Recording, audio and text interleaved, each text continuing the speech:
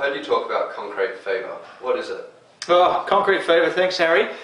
Look, concrete fever is something we try to avoid at BE projects, but look, inevitably it happens. We're never pouring concrete. There's just so many people on site. There's so much happening. You're dealing with a cast product, so you've got concrete flowing out the back of a concrete truck or trucks, often with a pump.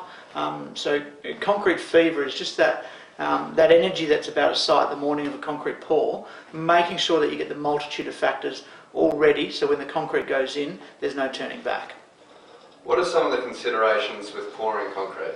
Look, like I just alluded to, you get one opportunity of getting this right. Once that concrete's in, while it's wet, you've got to have everything spot on. If it's not, you're going to end up with issues that are really, really hard and expensive to rectify. Concrete is throughout the entire built form, so it deals with the structure, it deals with the amenity, functionality of the building, and quite often these days we're seeing a lot as a finished product. Who would typically detail this? Look, typically, everyone gravitates towards the structural engineer's drawings, because largely the role of concrete in a structure is for it to be the structural form.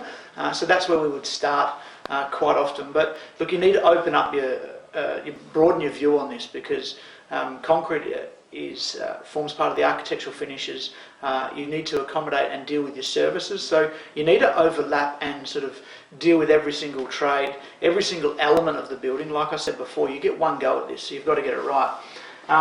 Look, there's so much literature. There is standards, the BCA, the National Construction Code, on how to deal with concrete.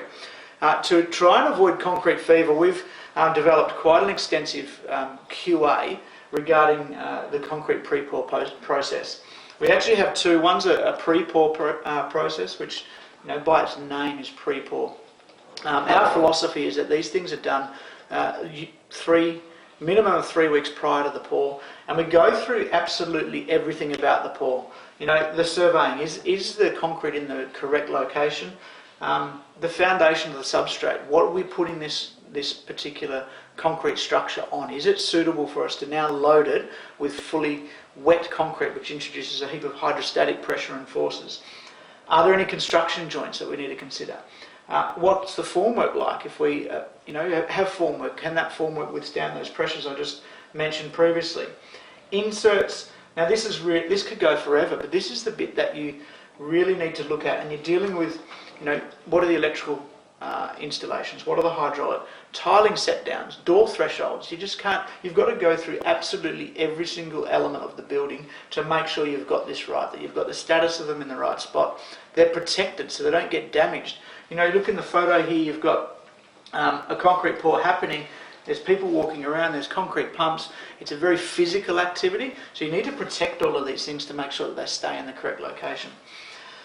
Earlier I mentioned that concrete is quite often a structural element. Here we deal with and we look at what are the reinforcing requirements. That could be what the structural engineers nominated, making sure that we've actually detailed and built what the intention was. Pre-stressing, should there be pre-stressing required in the job? Then there's the other factors. It's not just physically the concrete itself, but what do we deal with the leftover concrete? If we've got wastage out of the back of the trunk or out the back of the pump, what are we going to do with that? It costs money to get rid of. It makes a bloody great mess of your site if you leave it and don't attend to it. So we, up front, 3 weeks beforehand, we're trying to deal with what can we do with that wastage? Is there another way around it? How can we make it happen? How do we get the trucks into the site? There's no point concrete trucks turning up and you not being able to get them to where you need the concrete to be. Washout area, which I mentioned previously. Is the site clean? We don't want, look at here, we've got a simple footing pour on a building extension of a school that we're doing. Look how many people there are. You don't want the site to be littered with debris and messy so that people can't easily access around the building site. So we want to make sure it's nice and clean. Are there all of the tools that are required? In order to pour the concrete, get it in the right location, we need a vibrator, we need to finish it, we need to screed it. Have we got all this equipment available, ready to go? Is there concrete testing? Have we organised with the supplier to come and do their batching, to do testing for us?